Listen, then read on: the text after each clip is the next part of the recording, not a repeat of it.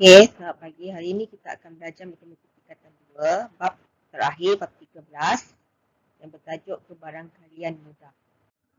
Tajuk ni tajuk baru dan juga amat memeningkan. Okey.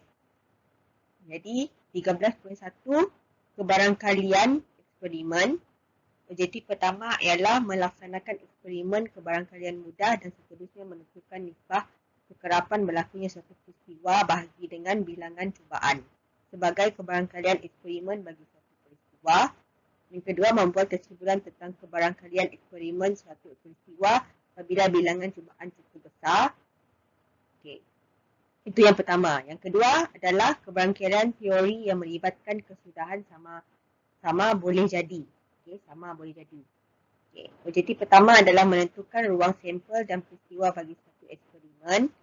Yang kedua, membina model kebarangkalian suatu peristiwa dan seterusnya membuat perkaitan antara kebarangkalian teori dengan kebarangkalian eksperimen. Dan yang ketiga, menentukan kebarangkalian suatu peristiwa. Okey, kita belajar yang pertama dulu, kebarangkalian eksperimen. Kebarangkalian ialah ukuran kemungkinan berlakunya suatu peristiwa dinyatakan sama ada dalam bentuk pecahan atau peratusan. Kebarangkalian eksperimen ditafsirkan sebagai kebarangkalian yang diperolehi daripada suatu eksperimen nisbah iaitu kekerapan unsur angka terhadap pelbagai lambungan yang diperolehi daripada aktiviti tersebut. Kebarangkalian eksperimen bagi peristiwa mendapat angka. Bolehkah anda nyatakan kebarangkalian eksperimen bagi peristiwa mendapat gambar secara umumnya? Okay. Kebarangkalian eksperimen bagi suatu peristiwa bermaksud kekerapan berlakunya peristiwa bagi bilangan cubaan. Okay. Kebarangkalian eksperimen suatu peristiwa. Fail menunjukkan simulasi kebarangkalian mendapat gambar daripada eksperimen melambung duit shilling. Sebanyak 1,200 percubaan melambung duit shilling dilakukan. Daripada graf yang tunjukkan kebarangkalian eksperimen mendapat gambar daripada 1,200 percubaan menuju kepada satu nilai iaitu 0.5. Diperhatikan kelima-lima graf menunjukkan bentuk yang hampir sama. Kesimpulan yang dapat dibuat ialah kebarangkalian eksperimen menuju kepada satu nilai tertentu jika eksperimen diulangi dengan bilangan cubaan yang cukup besar. Okay. Kebarangkalian teori yang melibatkan kesudahan sama boleh jadi. Okay. Yang ini ruang sampel bagi suatu eksperimen. Sebelum memulakan perlawanan bola sepak, pengadil biasanya akan melambung duit shilling untuk menentukan pasukan yang akan memulakan perlawanan. Mengapakah pengadil menggunakan duit shilling? Bukan dadu atau benda mewujud lain. Apakah ruang sampel bagi kesudahan yang mungkin bagi lambungan duit shilling? Apabila sebiji dadu adil di lambung, nombor yang tertera boleh jadi 1, 2, 3, 4, 5 atau 6. Walaupun nombor yang sama tertera berulang kali, namun masih dalam julat 1 hingga 6, maka senarai kesudahan bagi lambungan dadu adil ialah nombor 1, 2, 3, 4, 5 dan 6. Ruang sampel bagi lambungan dadu adil ialah S, dipanggil S sama dengan mesti letak subset 1, 2, 3, 4, 5, 6 close subset. Okay. Gambar rajah pokok dapat membantu anda menerangkan perbezaan berikut. Kotak A2, okay, bila lambung dia akan jadi 3 kali kan, jadi 2, 3 ataupun 2, 5 ataupun 2, 7 macam tu. Okay. Pasangan nombor yang diperolehi. Apabila anda mengambil kad secara rawak, anda boleh mendapat pasangan seperti tertera dalam rajah pokok di atas. Ruang sampel bagi keseluruhan aktiviti di atas ialah S, 2, 3, 2, 5, 2, 7. Okay. Jadi ruang sampel ialah set semua kesudahan yang mungkin bagi suatu eksperimen. Peristiwa bagi suatu eksperimen adalah perbincangan dan aktiviti yang mendaki anda menyerahkan kesudahan yang menepati dua syarat. Syarat pertama ialah kedua boleh mempunyai warna yang sama. Syarat kedua ialah salah satu pasangan bola tersebut berwarna merah. Senarai kesudahan aktiviti di atas yang memenuhi syarat tersebut digelar peristiwa. Peristiwa ialah set kesudahan yang mempunyai syarat tertentu bagi ruang sampel dan merupakan subset bagi ruang sampel. Okay, contoh 1. Satu huruf dipilih secara rawak daripada perkataan sempurna. Senaraikan kesudahan yang mungkin dan tulis unsur dalam ruang sampel bagi eksperimen ini. Nyatakan bilangan unsur dalam ruang sampel. Okay. Perkataan sempurna. Jadi, contohnya, penyelesaiannya terdiri daripada 8 huruf yang berlainan. Maka kesudahan mungkin ialah SEMPURNA. Jadi ruang sampelnya adalah S sama dengan buka set SEMPURNA tutup set. Jadi bilangan unsur dalam ruang sampel NS kita adalah 8. Contoh 2, satu nombor dipilih secara rawak daripada nombor perdana 20 hingga 40. Senaraikan kesudahan yang mungkin dan tulis unsur dalam ruang sampel bagi eksperimen ini. Nyatakan bilangan unsur dalam ruang sampel. Penyelesaiannya, nombor perdana yang berada di antara 20 hingga 40 ialah 23, 29, 31, 37. Jadi, ruang S-nya adalah 23, 29, 31, 37. Bilangan unsur dalam ruang sampel adalah 4. Okey, 4 nombor lah. Contoh 3, sebuah koperasi sekolah menjual pensel jenama P manakala pemadam yang dijual berwarna merah, hijau, biru dan kuning. Paling tinggi membeli sebatang pensel satu pemadam dari koperasi tersebut. Dengan bantuan gambar raja pokok, senaraikan kesudahan yang mungkin dan tulis unsur dalam ruang sampel pasangan barang yang boleh dibeli oleh Palin. Nyatakan bilangan pasangan tersebut. Okey, penyelesaiannya, lukis gambar pokok P. Okey. MHBK tadi, merah, hijau, biru, kuning. Jadi dia akan jadi sampel PM, PH, PB, PK. Itu kesudahannya lah yang terakhir. Jadi jawapan kamu akan menjadi PM, PH, PB, PK. Jadi ada berapa? 4. Okay. Contoh 4, sekeping kad telah dipilih secara rawak dari sebuah kotak yang mengandungi kad nombor 1 hingga 9. Itukah sama ada peristiwa berikut mungkin berlaku atau tidak mungkin berlaku. Okay. Nombor lebih besar daripada 5.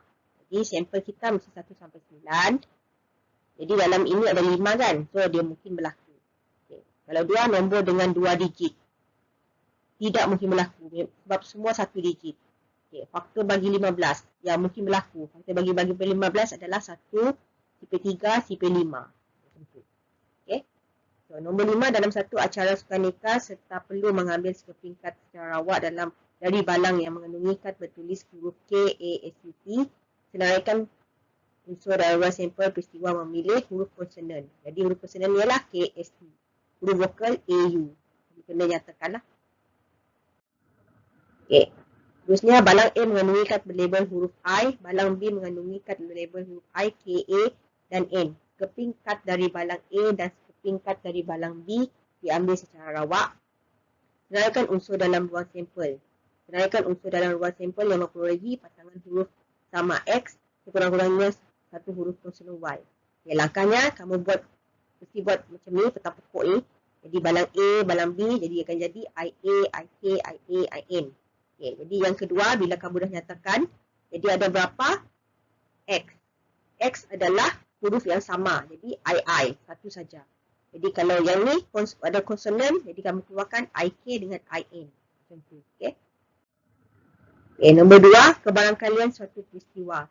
Lambungan sebiji dadu Adel mempunyai 6 kesudahan yang mungkin iaitu 1, 2, 3, 4, 5, 6. Diandaikan semua nombor mendapat kebarangkalian sama rata bagi satu lambungan, pertimbangkan peristiwa berikut. Kebarangkalian mendapat nombor 4, kebarangkalian mendapat nombor ganjil daripada satu lambungan dadu Adel.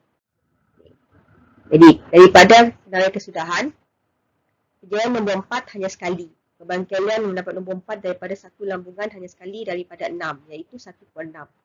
Macam mana nak fahamkan kan dari nombor 1 sampai nombor 6 tadi kan 4 hanya keluar sekali. Jadi 1/6 lah. Kejadian mendapat nombor ganjil 3 kali, iaitu 1, 3, 5. Jadi kebarangkalian nombor ganjil adalah 3/6. Jadi ataupun 1/2. Memang waktu itu bilangan kesudahan lambungan dadu Adel diwakili oleh NS dan bilangan kejadian suatu peristiwa diwakili NA. Jadi kebarangkalian peristiwa diwakili oleh PA. Jadi maksudnya jawapannya PA sama dengan NA bagi NS. Ini tadilah 3/6 ataupun 1/6. Okay. Jadual sebelah menunjukkan hasil tambah 2 biji dadu Adel secara teori. Daripada jadual hasil tambah 2 biji dadu Adel yang bernilai 5 muncul sebanyak 4 kali. Di sini yang warna pink. Maka kebarang memperoleh hasil tambah 2 biji dadu yang bernilai 5 daripada 4/36. Sama dengan 1/9. Sebab dia 4 kali kan. Jadi 4 kali 9 adalah 36. Sebahagian ini digelar kebarangkalian teori. Apabila eksperimen melambung 2 biji dadu Adel sebanyak 36 percubaan, hasil tambah 2 biji dadu Adel yang bernilai 5 muncul sebanyak 12 kali. Kebarangkalian memperoleh hasil tambah 2 biji dadu Adel yang sama 5 daripada eksperimen tersebut adalah 12/6. 36. Jadi yang tadi kamu ambil 12/36 akan jadi 1/3. Jadi kebaikan ini digelar sebagai kebarangkalian eksperimen. Jika eksperimen melambung 2 biji dadu ada dilakukan dengan eksperimen percubaan yang cukup besar, kebarangkalian eksperimen di atas adalah 1/3 menghampiri kebarangkalian teori 1/9 seperti Rajah Dedan. Inilah kalau kamu pandai kajilah. Okey, kamu lihat satu persatu. Okey. Kamu boleh bacalah. Okey. Ini menentukan kebarangkalian. Kebarangkalian bagi satu peristiwa A berlaku boleh ditentukan dengan PA sama dengan NA bagi NS. Macam tadilah. Okey. Okey, contoh seterusnya, sebiji apel diambil dari sebuah kotak yang mengandungi 25 biji apel hijau dan 35 biji apel merah. Hitung kebarangkalian apel berwarna hijau diambil. Okey, apel hijau 25, apel dalam kotak 60. Maksudnya 25 tambah 35 lah jadi 60. Anggap A adalah apel hijau. Jadi apel hijau, bilangan apel hijau bagi jumlah apel. Jadi NA bagi NS. Jadi 25/60 sama dengan 5/12. Okay. Pramid mendapat wang saku sebanyak RM5 pada setiap hari Selasa, Rabu dan Khamis. Hitung kebarangkalian dia mendapat wang sebanyak RM5 dalam 4 minggu. Anggap A ialah peristiwa mendapat wang saku. Jumlah hari Selasa, Rabu, Khamis dalam 4 minggu. NA sama dengan 12 hari. Jumlah hari dalam 4 minggu ialah 28 hari. Jadi kebarangkalian mendapat wang saku RM5 dalam 4 minggu ialah NA bagi NS adalah 12 bagi 28. Jadi 3/7. Okey, yang kedua. Seterusnya. 13.3. Kebarangkalian peristiwa pelengkap. Objektifnya memeliharkan peristiwa pelengkap dalam perkataan dan dengan menggunakan tata tanda set. Yang kedua, menentukan kebarangkalian peristiwa pelengkap. Manakala 13.4, kebarangkalian mudah. Objektifnya hanya satu, menyelesaikan masalah yang melibatkan kebarangkalian suatu peristiwa. Okey. Ini yang 13.3. Okay, daripada aktiviti di atas, saya sematkan daripada 9 nombor pertama, gandaan 3. Okay. Semua gandaan 3 ni. A adalah subset bagi set bagi semester. Okay, yang ini A. 6, 12, 24, 18. Pelengkap bagi set A. Hubungan antara set A dengan set semester tunjukkan darjah band di sebelah. Peristiwa pelengkap bagi peristiwa A dalam satu ruang sampel S adalah terdiri daripada semua kesudahan yang bukan kesudahan A. Dalam keadaan ruang sampel S ialah set semesta. Jika set A mewakili peristiwa A, maka set A ialah peristiwa lengkap bagi peristiwa A. Kebarangkalian memilih nombor genap PA adalah 4/9. Okay. Kebarangkalian memilih bukan nombor genap adalah 5/9. Jadi bila tambah 4 tambah 5 iaitu 9/9 jadi 1. Jadi nilai dia adalah sama. Okay. Seorang pekerja di sedai sebuah bunga menyusun 15 jambar bunga mengikut bilangan kuntuman bunga dalam kiraan ganjil 1 hingga 30 mengikut tertib menaik. A ialah peristiwa menjual jambar bunga yang mempunyai bilangan kuntuman bunga dengan nilai kuasa 2 sempurna. Lihatkan peristiwa pelengkap. A pelengkap dalam perkataan ataupun tanda-tanda set. Kalau ini perkataan 1 sampai 29. Ingat, dia adalah nombor ganjil sahaja. Jadi peristiwa A adalah 9 ke 25. Okay. Jadi A adalah peristiwa memilih nombor bukan kuasa 2 sempurna. Sebab 9 dengan 25 adalah kuasa 2 sempurna. Tapi kalau A pelengkap bukanlah. Okay. Jadi kalau A pelengkap, jadi jawapannya akan jadi 1 sampai 29 kecuali 9 dengan 25. Untuk jawapan yang pertama tadi. Okay. Dikeluarkanlah 9 dengan 25. Okay, kebarangkalian peristiwa pelengkap. Satu nombor dipilih secara awak daripada set juga daripada 1 hingga 20. A ialah peristiwa memilih nombor perdana. Hitung kebarangkalian peristiwa pelengkap bagi peristiwa A. Jadi 1 sampai 20. Peristiwa A adalah nombor perdana. Iaitu 2, 3, 5, 7, 11, 13, 14, 19. Jadi berapakah bilangan dia? Jadi 8/20. Jadi 2/5. Okay, kaedah 1. 1 tolak PA, 1 tolak 8/20 dapat 12/20. Jadi pelengkapnya adalah 12/20 ataupun 3/5. Kalau kaedah nombor 2, okay, kamu boleh guna 12/20 tadi tu sama 3/5. Kamu terus carilah jawapan. Okay, boleh pilih mana-mana. Okey, contoh 1, gambar ajar Venn sebelah menunjukkan unsur dalam set semesta. Hitung kebarangkalian memilih peristiwa pelengkap A pelengkap. Okey. Bilangan unsur peristiwa pelengkap adalah 5. Iaitu di luar ni. Okey. Sebab ini adalah A. A pelengkap adalah luar daripada ini. Jadi 5. Jadi bilangan unsur set semesta adalah 10. Kebarangkalian pelengkap adalah PA. Jadi yang ini A lengkap bagi S, 5 bagi 10 adalah 1/2. Boleh faham ya? Okey. Dan kita masuk yang terakhir, kebarangkalian mudah. Penyelesaian masalah. Seorang usahawan kemeja mampu menghasilkan 80 helai kemeja dalam masa sebulan. Dia berjaya menjual 15 helai kemeja dalam masa seminggu. Keuntungan menjual 15 buah helai tersebut, kemeja tersebut ialah RM135. Hitung kebarangkalian kemeja terjual dalam masa sebulan. Keuntungan dari perahi dalam masa 2 bulan, kebarangkalian baju yang tidak terjual dalam masa sebulan. Okey, kebarangkalian kemeja terjual dalam satu masa tersebut, keuntungan diperahi dalam masa 2 bulan, kebarangkalian jumlah baju yang tidak terjual dalam masa sebulan. Okey, ruang sampel mestilah bilangan kemeja dihasil berapa? 80. Peristiwa A, jumlah baju yang terjual dalam masa sebulan 60. Okey, sekarang kita kira 60 per 80 jadi 3/4. Jadi kita nak cari pelengkap mesti tolak. 1 tolak 3/4 akan jadi 1/4. Jadi jumlah baju terjual dalam masa 2 bulan, darabkan balik 3/4 darab 80 darab 2. Jadi 120. Lepas tu 20/15. Okey. Darab RM135. Jadi dapat untung RM1,080. Itu keuntungan. Kalau baju tidak terjual tadi 1/4 darab 80, 20 helai.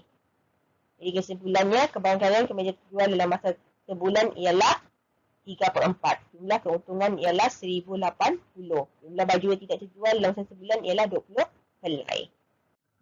Okey, ini saja untuk pengakhiran bab bagi tingkatan 2. Terima kasih menonton video ini. Harap kamu fahamlah. Bye.